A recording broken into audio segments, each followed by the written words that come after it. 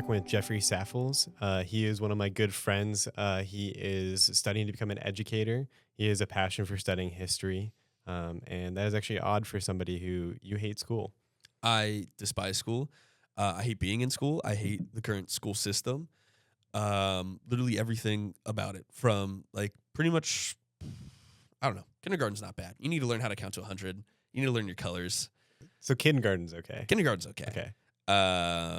Basic math, pretty essential. Once you get to high school, though, that's a bit of a different story, especially the American education system. Mm-hmm. So I had a chance recently. I was working with a teacher who was based out of Hungary. Oh, wow.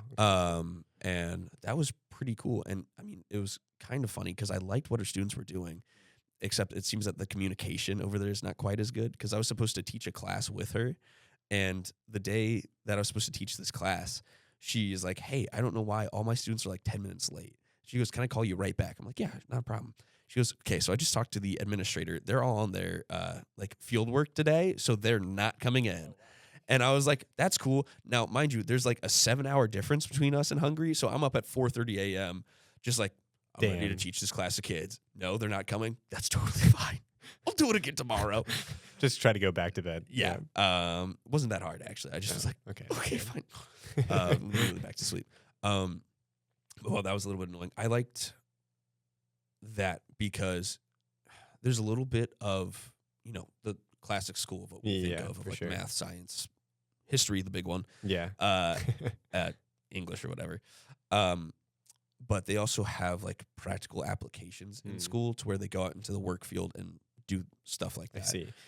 So why, if you have such an issue with American education, why are you going into it? It's actually because I have issues with it that I wanted to get back into it. I mean, man, we went to high school together. That is true. I was not the greatest high school student in the world. I know that, but also couldn't really stand our high school. That's fair. Neither could I. Yeah. But also just like looking at my friends who went to other high schools and things like that, I was like, this just doesn't seem to be working overall. So that's part of the reason why I wanted to go back into it, is that just I hated my time in high school so much. I was like, maybe I can make it a little bit better for the next group of people. Yeah. Or at the very least, like I know how I was and try to guide that as well. What do you think the biggest thing that needs to change is? Like if you're going to restructure school, how would you change it? What was the first thing you would change? That's a big question. Where would you start is the best way to put it? Gosh.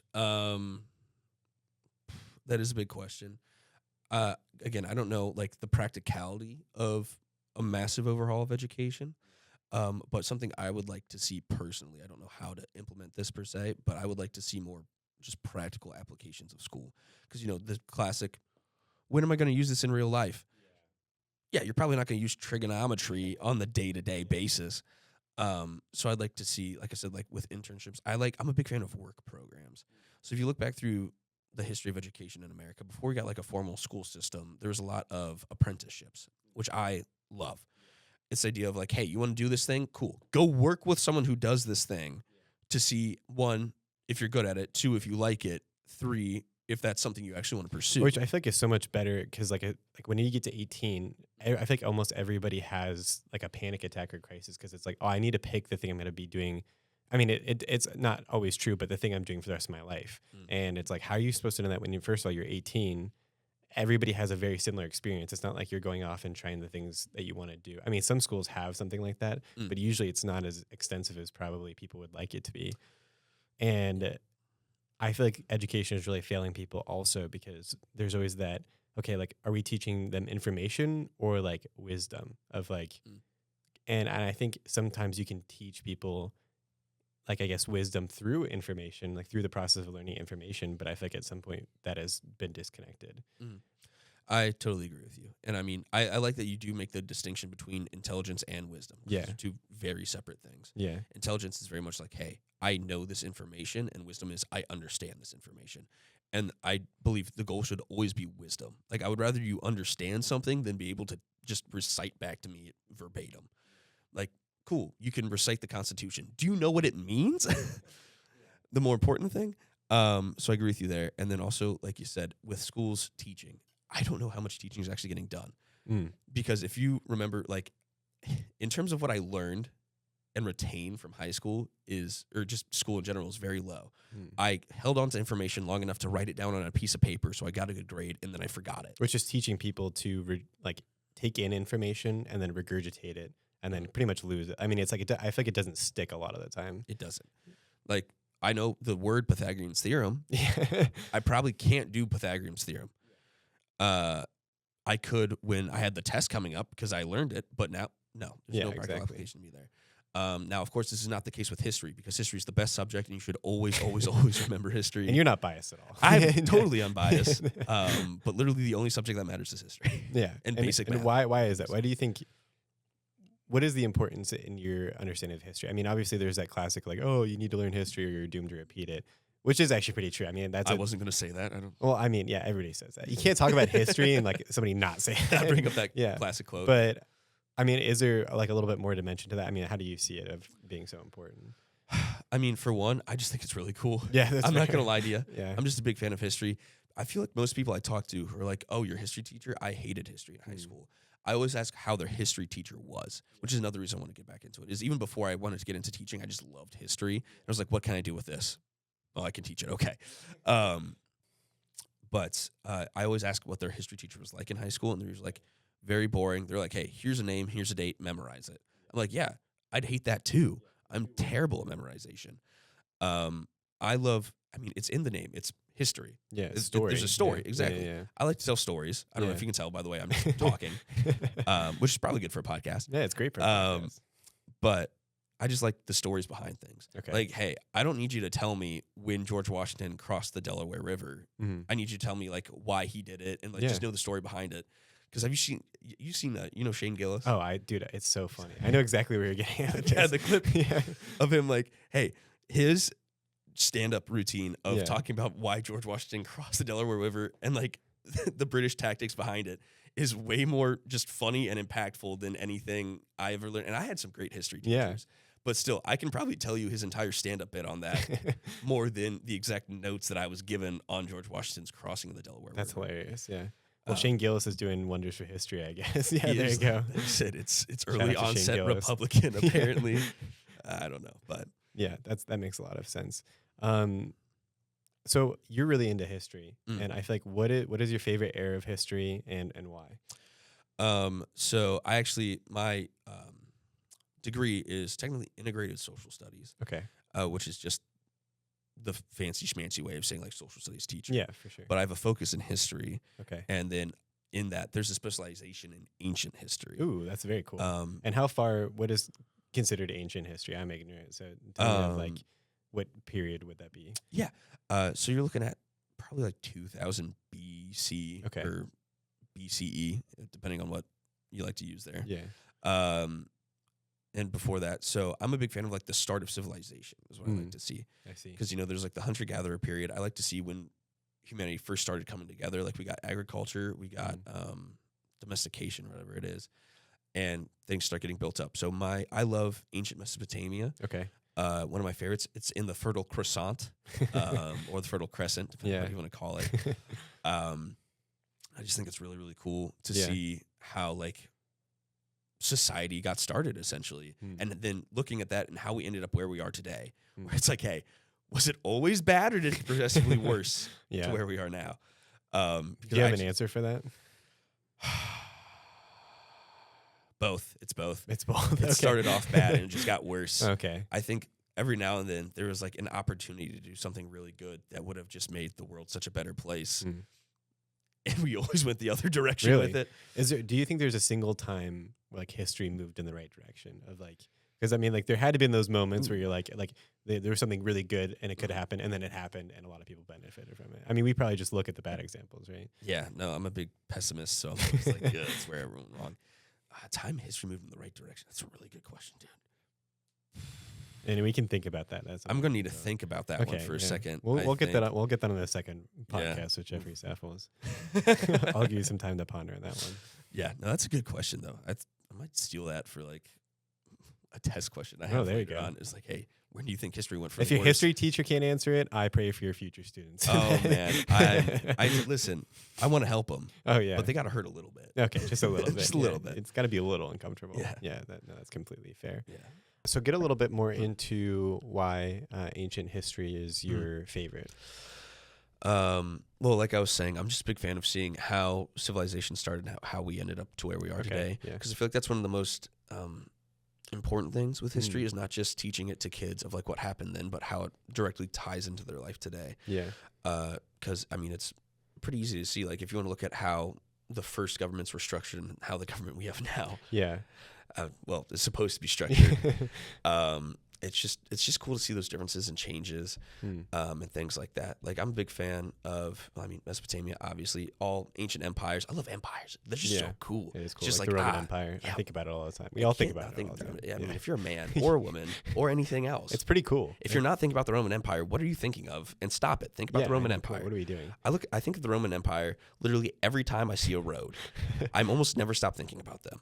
Well, I mean, if you think about it just to the point we have in America where I have a road that's connecting me to pretty much everybody else in America. Like literally I could just drive there. It's paved. It's like that alone is pretty amazing. I don't think we ever really think about the insane network of roads that we have. I mean, and it was started by Rome, obviously, but yeah. We get the highway system from Woodrow Wilson, I believe. One of the presidents was like, we need a highway system to move troops quickly.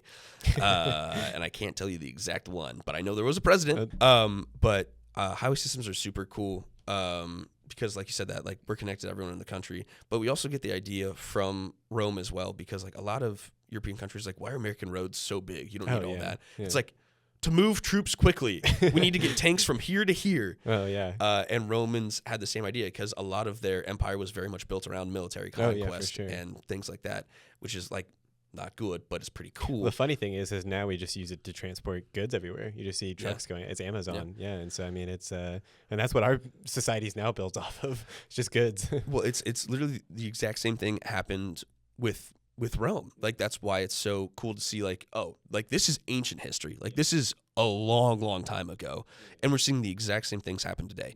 The roads were built with the intention of moving troops quickly across the entirety of the empire. Same with like highways and everything else, but what happens when you're not in wartime? Oh, this is very beneficial for trade. Hey, I have stuff here and it needs to get here and it needs to get there quickly. And same thing happened with Rome. It's like, hey, we have all these nicely paved roads. It's going to be easier for caravans to go along the way. It's going to be more protected because like there's a set path and we'll have soldiers along the way. So, way more convenient to transport goods rather than like through the woods and everything. And also if there's soldiers along the way, a lot less chance of bandit raids. Like same thing with the highways, I usually don't go driving down the highway. Like, I sure hope I don't get mugged or robbed or whatever while I'm driving down this highway right now. Well, it depends on the area you're in. Yeah, that is very true. No, I think it's super interesting to compare America to Rome because I think in a lot of ways you can see so many parallels. And let's just be honest, for America, it doesn't look great. I mean, like it's like you see the one of the crazy things I was reading. It was in the Republic by Plato, which the entire book of the Republic by Plato is just talking about what is a working society. So he just takes a city state, and one of the big things that it was saying is that education needs to be guarded. And it came up because he was literally just talking about guards, and he was like, but the other thing that needs to be guarded is entertainment. Because he was saying that entertainment covertly changes the norms of culture, and that if something is accepted in entertainment, it will eventually be accepted in normal society. And that is a horrible benchmark for America right now, because just look at like Euphoria. Like I feel like it's like one of the most popular shows, and I might get a lot of smoke for saying this, but I watched that show. I watched like the first like episode and I felt disgusting. Like the entire thing is depraved and people love it. And if we're talking about, okay, like if what we're watching is now the new norm, it's like we have to start watching what we are watching. Like, you know what I'm saying? Like to a very severe degree. But it's, if you want to look back into like ancient entertainment, everything like that, there's the classic thing by the satirist it's Juv something. I want to say Juvenal. It's a Roman satirist Juvenal. And the like paraphrase of his quote is like, give them bread and entertainment, which was essentially like the governmental philosophy of, hey, people are not going to be worried about the big things in life as long as they have food and they have a distraction. And we see that today. I mean, we've seen that all throughout history. But I want to bring it back to, I mean, you're talking about how entertainment can influence society and everything like that and culture. I mean, this is still happening today, very much so. I think this has been going on literally forever. But a big time that we can physically see it and like quantify it is during World War II and like the Cold War era. I mean, like Nazi propaganda, you know, Hitler Youth, things like that was radicalizing these kids. And it's not to say America was any better. I mean, we did the same thing with like the Japanese. Like we were vilifying them. We were vilifying the German. Literally everyone who was not on our side. Literally every country was like, hey, those people are bad because they're those people. And it's like, same thing with the Cold War. I mean, like even still today in America, it's just like Russia's the bad guy, and it's like, well, I mean, even a divided country of like, I think even our whole political system is just division. It is really just like, oh, there's this side and that side, and it like I think the longer it goes on, the more division it is, and I think the crazier each side gets. Like it's there's almost no unity within politics nowadays. Like you're voting not to get somebody in office, but because you don't want somebody else to be in office, which is just. I mean, that will keep on lowering the bar essentially. Because if we're being honest, it's just like and I think in general, it's picking between what do you think is worse. And I think that's a horrible place to be when you're picking a leader. It's just like who's going to lead the country, the devil or Satan? Well, kind of both. Yeah. No, I totally agree with you. Politics isn't real. Sides isn't real. Race isn't real. Escape the Matrix. Whatever they, you heard it they here always first. say. You heard it here first. The Matrix. Actually, definitely not first. People are saying this. No, but like to an extent, it's funny to say, but also, yeah, like pretty much everything we have today is fully meant to keep us against each other, not against the actual problems we have in hand. Because if we actually were able to put our differences aside and work together, we might be able to get some crap done. We might be able to make some actual changes, such as in education. But no, it's too much of should we teach this or should we teach this? Should we vote for this? Should we vote for this? Like it's just a bunch of BS. It's just fully meant to keep us down. Like, how much of history do you think that we have right now is accurate?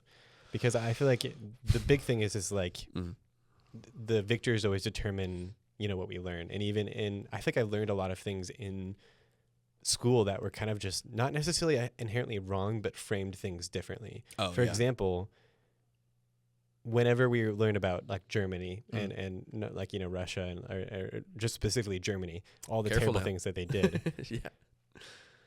and within Russia, like we don't talk about how many people they killed. Like we focus on the Holocaust. And like almost nobody told me. I got to the point where I was in college. I learned that I was like, oh, this is almost just as bad, if not worse. Like.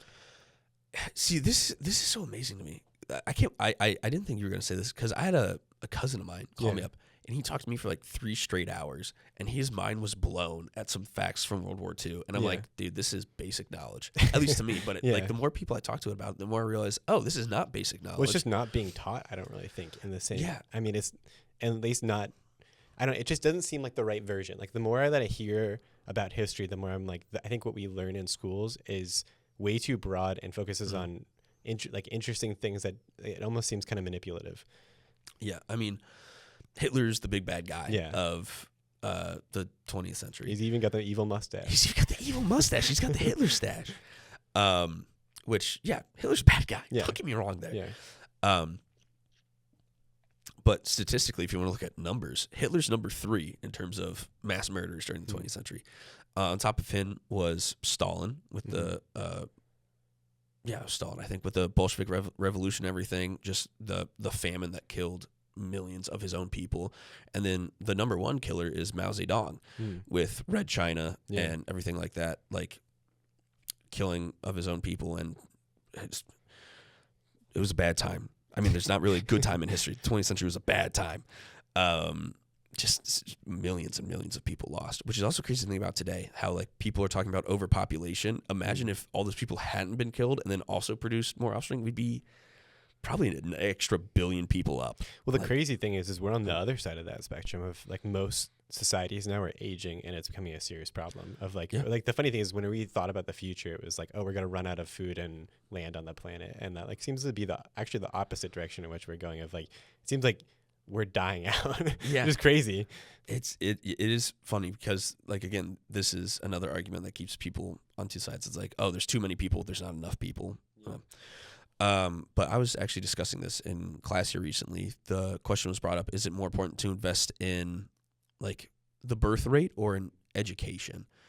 And me, obviously, I was like, education, because I'm a teacher. So, but it is interesting because if you want to look like Japan, they have fully let out an alert like, hey, we're not producing enough people. We need to make some Japanese kids, or else we're running out.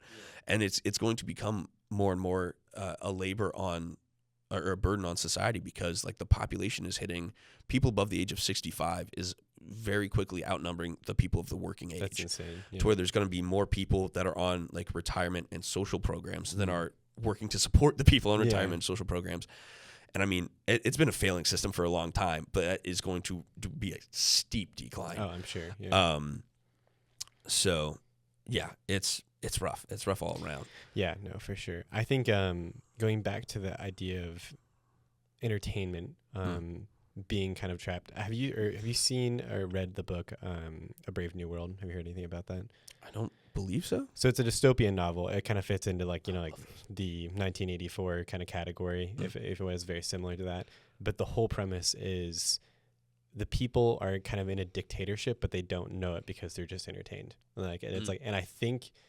And I think people are kind of onto something like this nowadays, and people kind of talk about this where they're like, oh, there's an Illuminati, like there's a secret society. And I genuinely do believe that the most powerful and probably most influential people in the world we don't know about, because you lose a lot of ability to do things if you're in the public eye nowadays, because people, we have a cancel culture. Everybody's so hyper fixated on certain things.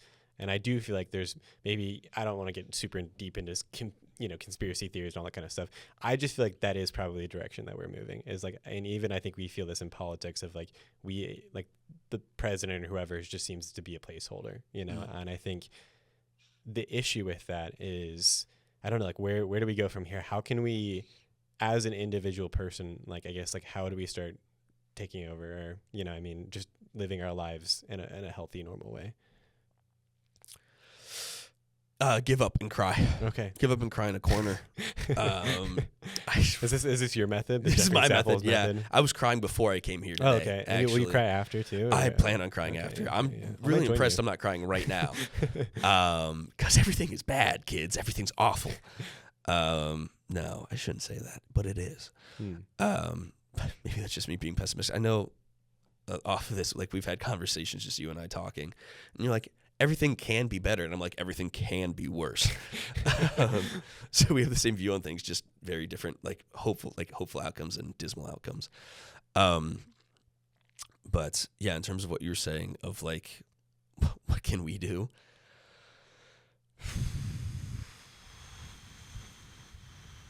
I don't want to call for revolution because I feel like that'll get me arrested. Well, this is like one of the first episodes. I don't know if we want to do a revolution. Viva la revolution! Okay. We got to pull the camera. Where's the guillotines at? Bring back the guillotines. We need those.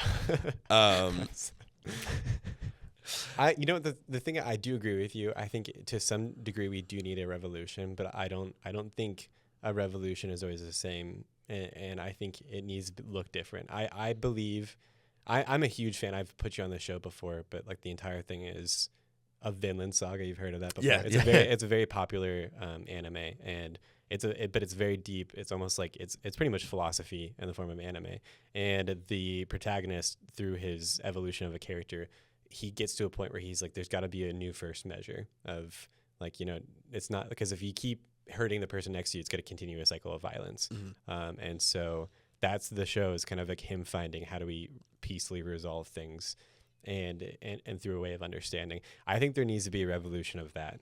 I think too many people, for example, like, why don't people vote nowadays, is because they don't feel like their vote counts. But if everybody believes that, then at some point that changes the election completely, because, if everybody believes that, then nobody's going to vote, and then something's going to go a completely different way.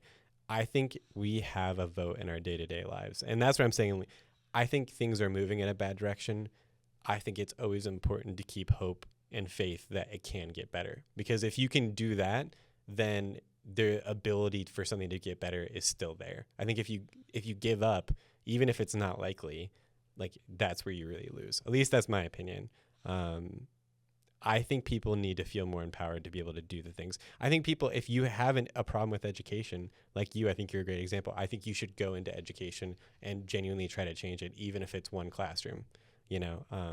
And so I admire you for that. Thank you. Yeah. It's not entirely altruistic. I mean, I've heard education is a great way to get rich quick. So I thought, oh yeah, that'd be a for good way sure. to go Oh yeah, about it. definitely. Yeah, As your well, pockets are make going to be the big lined. bucks. Yeah, Yeah. yeah. Well, you'll have to invite me on the private jet one day. Absolutely.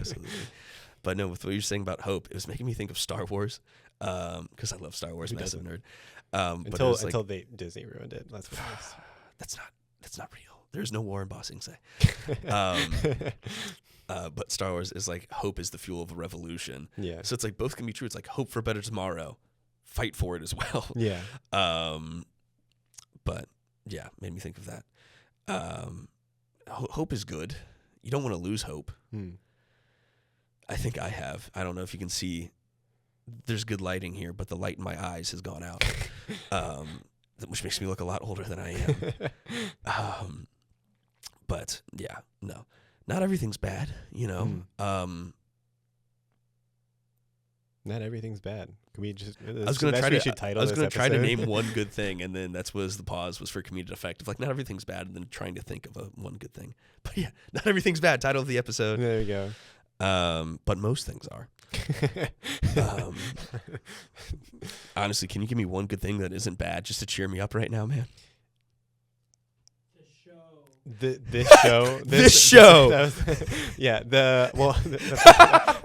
I mean, thank you. Shout out to Drew. I mean, and I feel like this is the biggest piece behind it.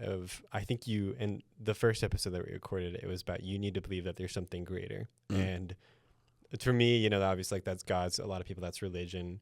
I think even in general, I think it's understanding the needs of the people next to you and taking care of that.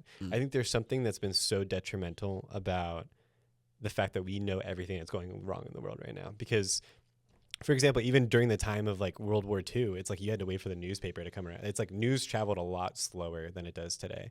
And for example, there was I don't know if you've heard about like the new scare, like the HANA virus or whatever. Oh yeah. Yeah. So that's the thing is like everything online is actually like, and professionals will tell you like, this is probably not that big of a deal. There's a small % chance that something actually bad does happen with it.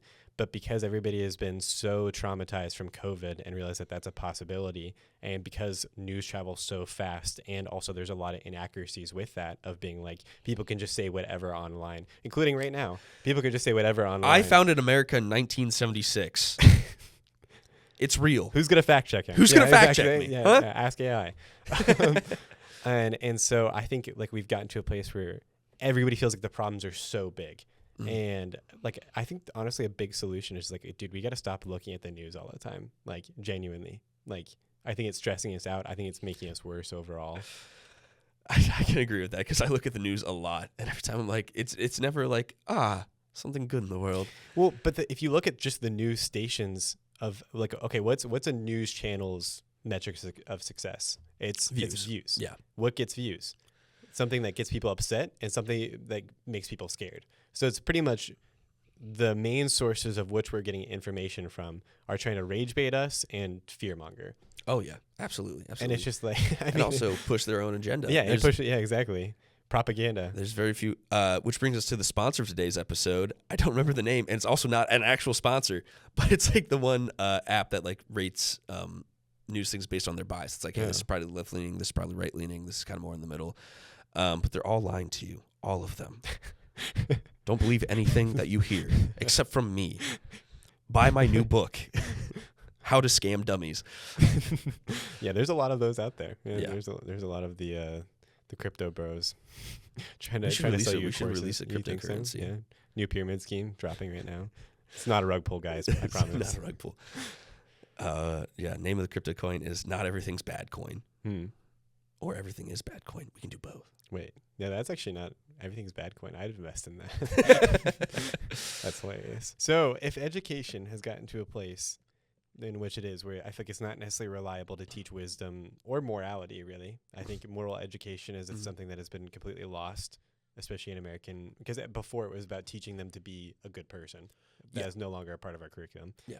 How do you think that people should be developing? How as parents, how as students, what would you say is something that they could be doing outside of school or even in school and just approaching it differently? Like, how do we need to change our approach?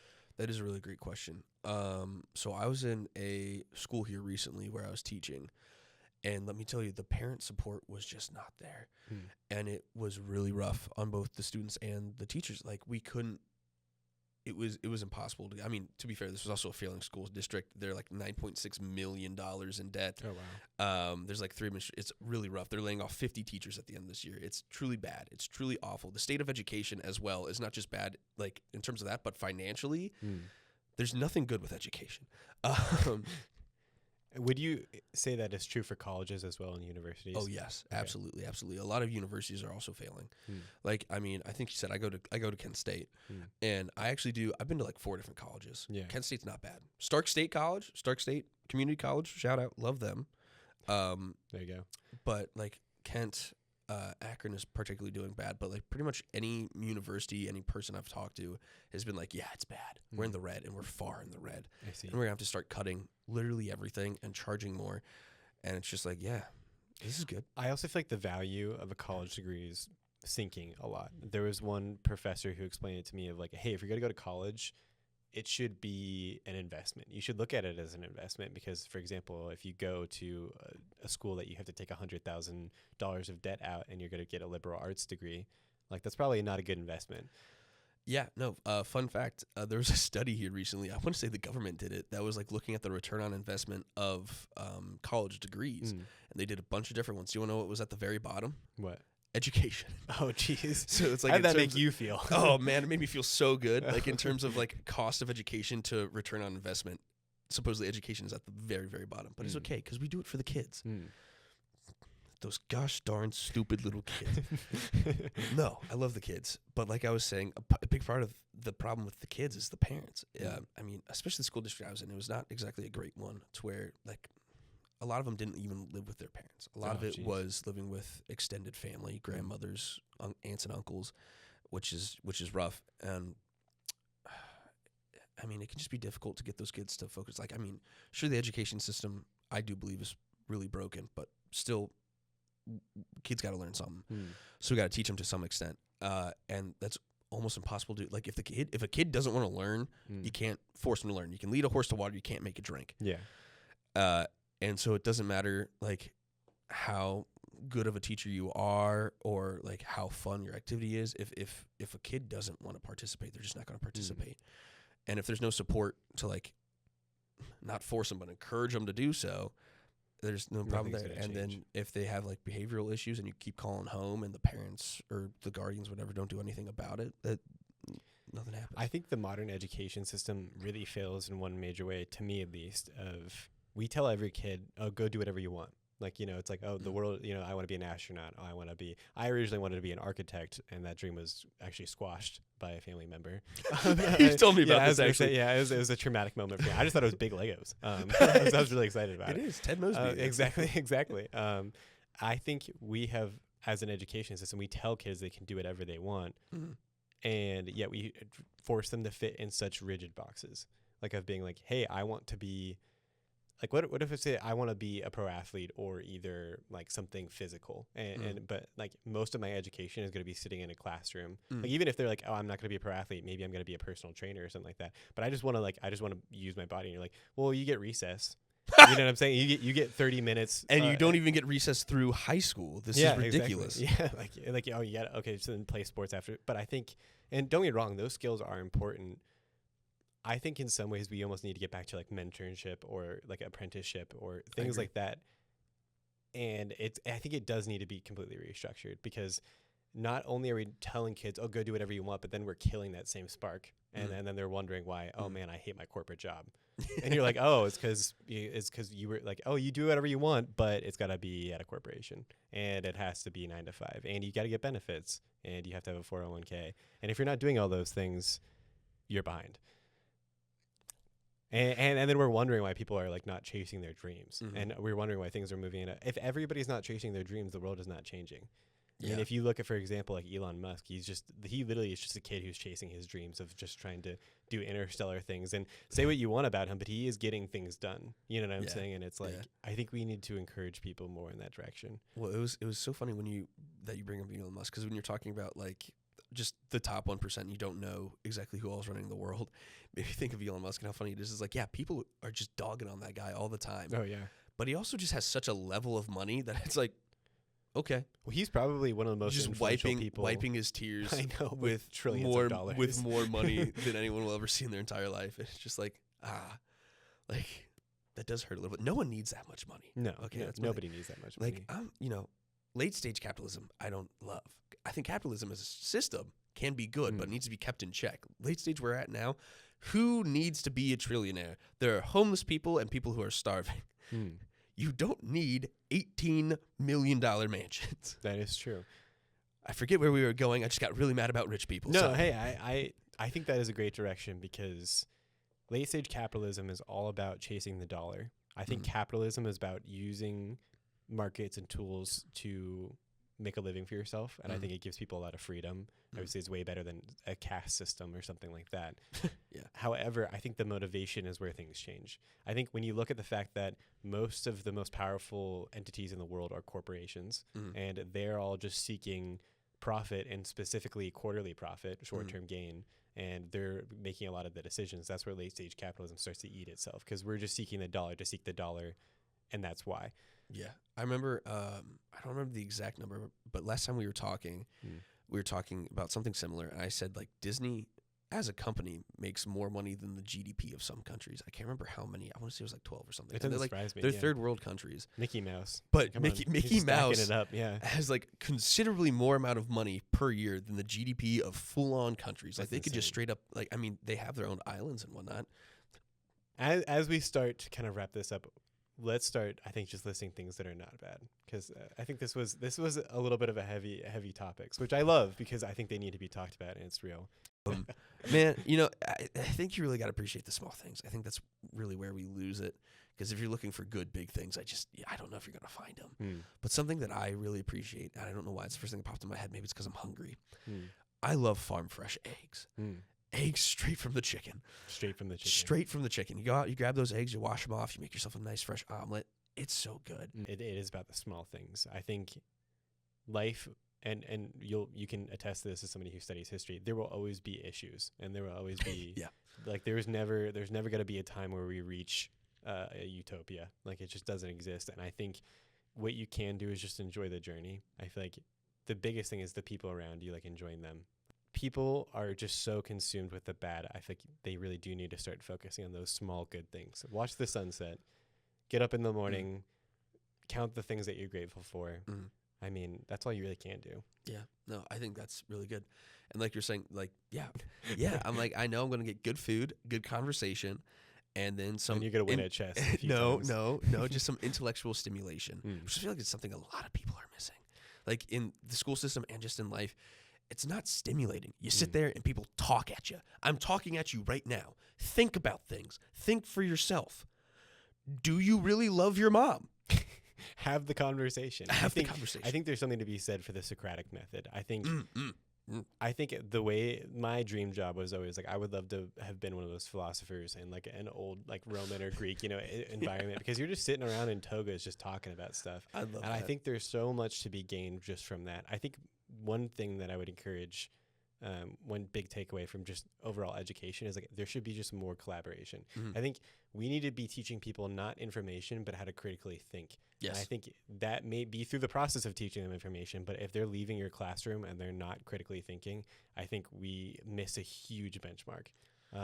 Because the truth is, if you can teach somebody to fish, like they can eat the rest of their life, but if you just give them the Pythagorean theorem, you know what I'm saying? Good callback. Good callback. Exactly. Yeah, it's like that's they're going to be able to recite it for a test and then forget it the next day. Yeah, Exactly. And I think educators need to teach more people how to be fishing. Oh, I agree. Well, especially if we want to use the analogy of fishing, there's the greatest way to teach someone to fish is to take them fishing. Hmm. Not sit them down in a classroom and teach them the techniques of fishing. Like, yes, blah, blah, blah, blah, blah. And then you should bait the hook, and then you should cast it into a deep end where you hope the fish are at, and then when you feel a tug, you should reel it. And it's like, no, take them out, give them a pole, make them learn.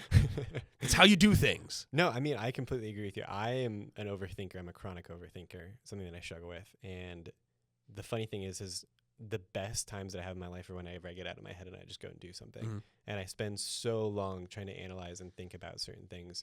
And I think our culture really pushes us of you need to have so much information and have so much credibility and have so much knowledge. And I think people just need to start doing more things because that's actually how you get reps. Oh, yeah. Like it's like you need to fail a lot more before you actually find success.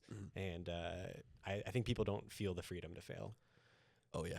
I mean, that's the biggest thing is there's so many fears of failure more than freedom of failure. I mean, I like that you brought it in the gym. I used to go to the gym. I used to love the gym. I got lazy. I got fat. But it's like it's different than anything else. And everything else, the goal is to succeed. The goal in the gym is to fail.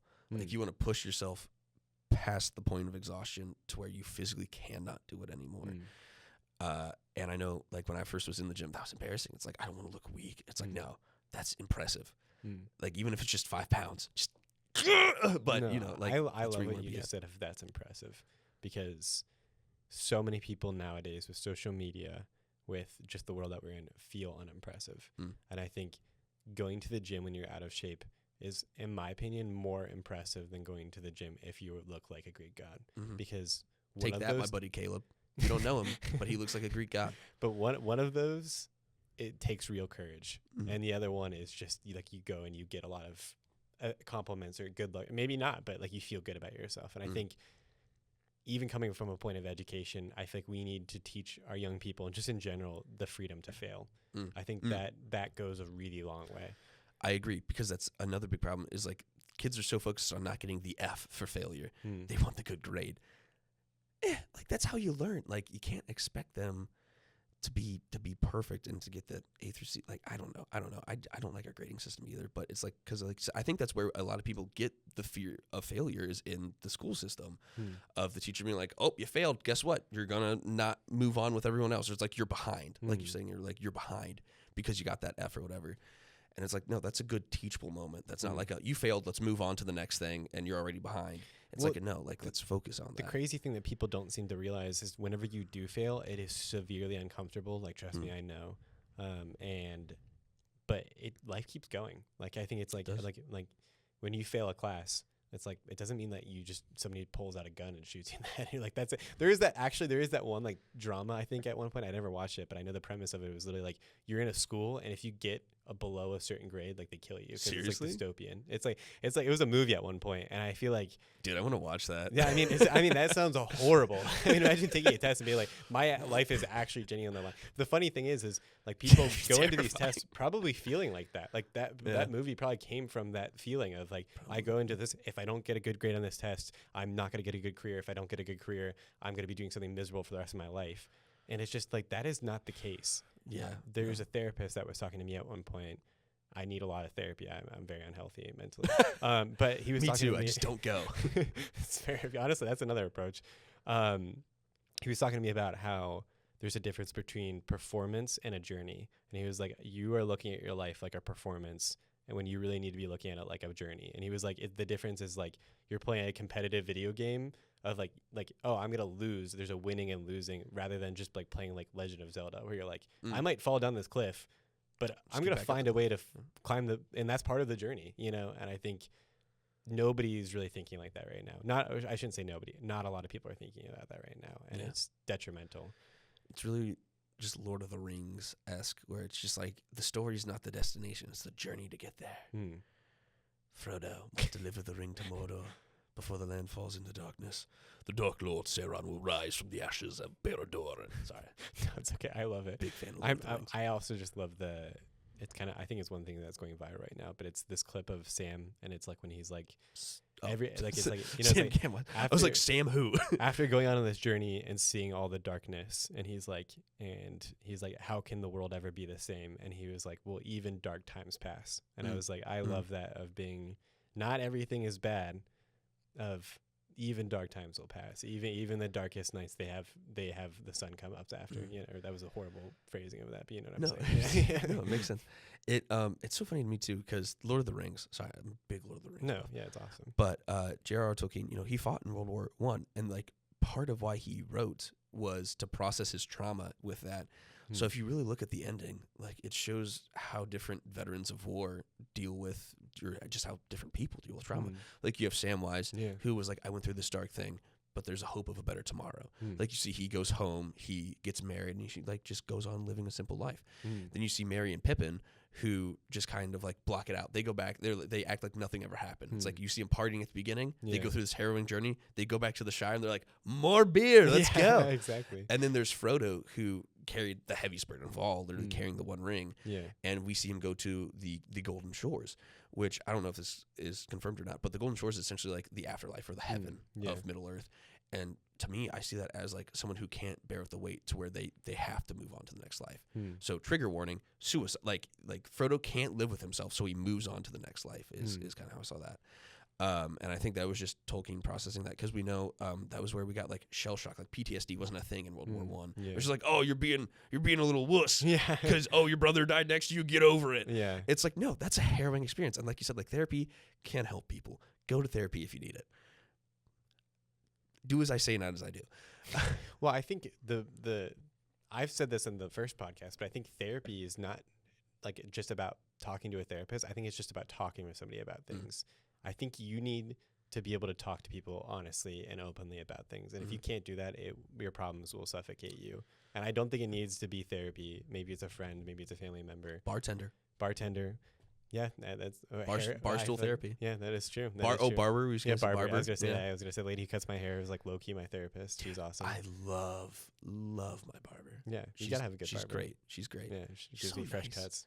She always gives me a hug when I walk. She's like, Jeffrey, like, it's so good to see you.